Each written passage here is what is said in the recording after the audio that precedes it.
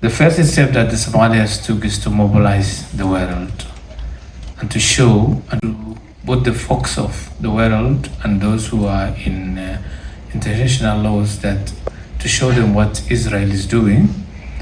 And the second was, as I told you, to mobilize the people who are not in favor of what the administration of Somaliland is doing.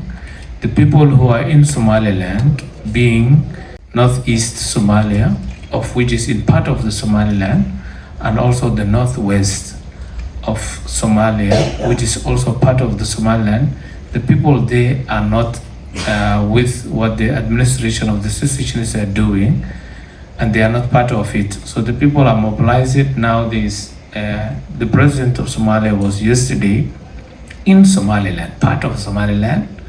Almost 45% of what was called Somaliland now is called Northeast region, which is Northeast state, which is part of Somalia, Federal Republic of Somalia. So he was there to inaugurate the inauguration of the state president in Northeast Somalia. When it's called there by the border of Djibouti, it's called Adal region. Adal region are also now fighting. The people are now demonstrating daily, saying that they are waving the flag of Palestinians, not instead of the flag of Israelis, and saying that they are parcel of Somalia, and they do not want to be part of the secessionists and go under Israel. So those people also are mobilizing. So inside, if there is no Somalia, there's no northeast, of which is almost two provinces called Sol and Sanak. If they are not part of Somaliland, and other region also is not part of Somaliland, then Somaliland will be only two regions that will not even make the use, and it will not even do the purpose of Israel to recognize, because the sea, that side of Bab al-Mandab, which is Djibouti side, it's called Seyla. Seyla also are Poro United Somalians. So that's why the government is now trying to give the people their voice, so that the people can uprise and come together and do their part of that. The other thing, in terms of Houthis and Yemen issue is like, north and east also. South Yemen, which was Aden, also had a government, like Somaliland says they were their own government before the unity. South Yemen was own government for 18 years, they were their own government. So now Saudi and UAE are now fighting in south, not north.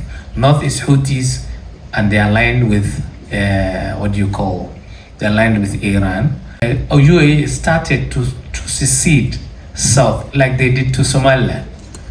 They wanted to secede south by pushing it to end government, so that Israel can also recognize there and come there. So that Saudi saw that this is the red line, and then they bombed it, and they said they gave UAE to move. Also Somalia, before 3 days, the president and the Somali Council of Ministers have withdrawn all all treaties that they had with UAE, and they also revoked any operational agreement that was between UAE and Somalia. So that even now there will be a question on the ports that UAE are operating in Somalia, Bosasa and also Berbera, though they will say that no, it is because of it's not UAE, it is BBD World. We are not part of it. It is like commercial wise.